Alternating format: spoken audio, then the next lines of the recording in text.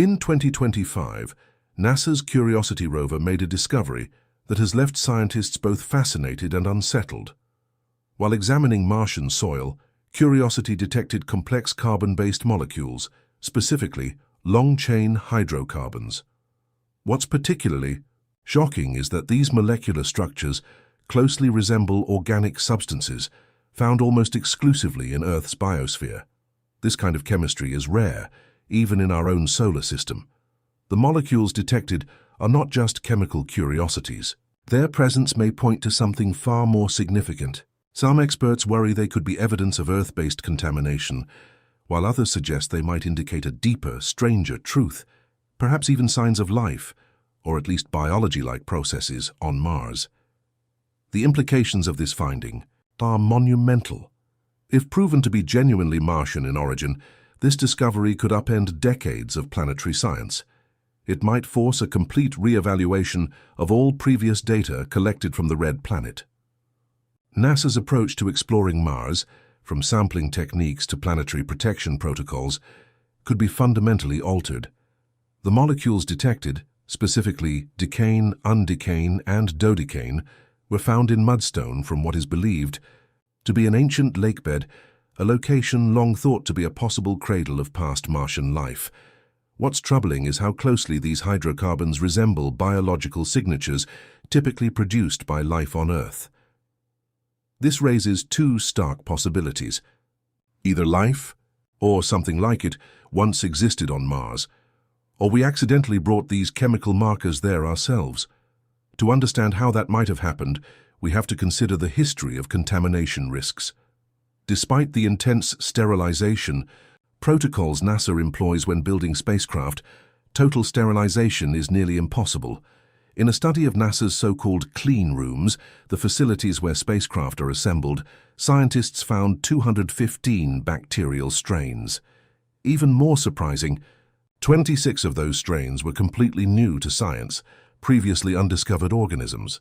These microbes weren't just surviving, they were thriving in these ultra-clean environments, and they had evolved traits that made them incredibly tough: resistance to radiation, the ability to survive vacuum conditions, and adaptations for withstanding UV exposure. These are exactly the qualities a microbe would need to endure a journey to Mars. Some of these bacteria were found on parts of spacecraft bound for the red planet, raising serious concerns about contamination. Even with advanced cleaning methods like alcohol wipes, hydrogen peroxide vapor treatments, and heat sterilization, some microbes appear to be too robust to eliminate entirely. If any of these microbial stowaways did survive the trip, they could now be influencing what we're detecting in Martian soil. What makes matters worse is a documented mistake during Curiosity's mission. A drill bit, an essential tool for collecting soil samples, was attached to the rover late in its preparation, after the main sterilization processes had been completed.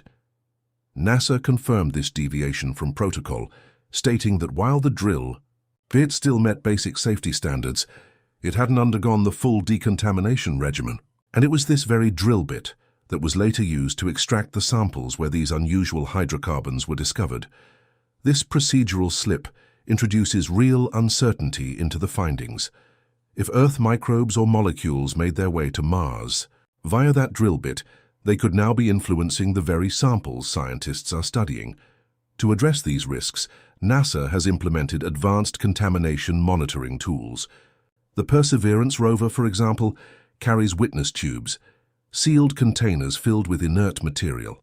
These tubes remain untouched during the mission and are later opened only to detect any potential contamination from the rover itself. If any Earth-based organics are found in these witness tubes, it would strongly indicate that similar compounds detected in Martian soil might have come from Earth. Curiosity, which launched earlier, uses another method, known as blank organics. These are Earth-based control samples analyzed alongside Martian ones to help scientists identify any patterns that may suggest contamination. The results of these control analyses are still being processed, and the scientific community is anxiously awaiting them. If the molecular patterns in the control samples match those from Mars, Earth contamination becomes a likely culprit. If not, the case for indigenous Martian organics grows stronger.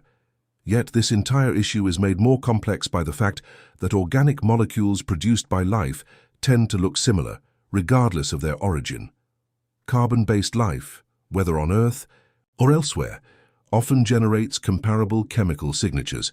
This makes the job of astrobiologists even harder, distinguishing between true Martian biology and highly adaptable Earth microbes that have evolved in a new environment. That evolution isn't just hypothetical. Studies from the International Space Station show that microbes can adapt quickly when exposed to space. Some strains altered their behavior, gene expression, and even resistance to stress after spending time in orbit. If Earth microbes did survive the trip to Mars, they may have already started to change.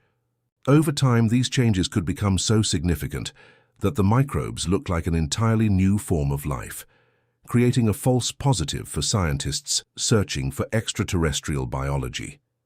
And this is perhaps the most chilling scenario, that we discover life on Mars, celebrate the breakthrough, only to later realize that what we found were simply Earth microbes, evolved under Martian conditions. Such a mistake wouldn't just be embarrassing, it would shake public confidence in space science and could jeopardize future missions. Worse still, even detailed genetic testing might not immediately reveal the truth if the microbes have diverged enough from their Earth ancestors. Another piece of this puzzle is methane, an elusive gas that's been appearing in Mars's atmosphere since 2013. Curiosity has detected sudden spikes of methane levels that vanish just as quickly as they appear. On Earth, most methane in the atmosphere is produced by living organisms, but on Mars, its presence is difficult to explain.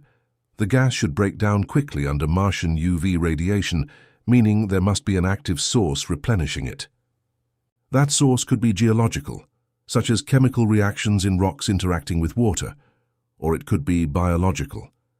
Adding to the complexity is NASA's cautious approach to potential water sites on Mars. Strange dark streaks, known as recurring slope lineae (RSLs), have been observed on Martian hillsides. These features seem to appear during warmer seasons and fade in colder ones, possibly indicating seasonal flows of salty water. You'd think NASA would want to send rovers straight there, but instead they've avoided these regions entirely. The reason? Fear of contamination. If Earth microbes have already hitched a ride to Mars, sending them to areas that might host liquid water is a massive risk. Water is essential for life, and if our microbes land in a wet Martian environment, they might survive or even begin to spread. This dilemma highlights a cruel irony. We're searching for life on Mars while also trying not to introduce it ourselves. In attempting to avoid contamination, NASA follows a principle of planetary protection. Better to delay a discovery than to damage or erase evidence of native life. But it may already be too late, so we're left with an enormous challenge. Are the hydrocarbons and methane we're detecting products of ancient Martian biology, or just the biological footprints of Earth microbes we accidentally delivered? The possibility of a false positive, where we mistake Earth life for Martian life, is the central scientific concern. And until we can definitively separate Earth-based contamination from native Martian chemistry, every discovery remains under a cloud of uncertainty.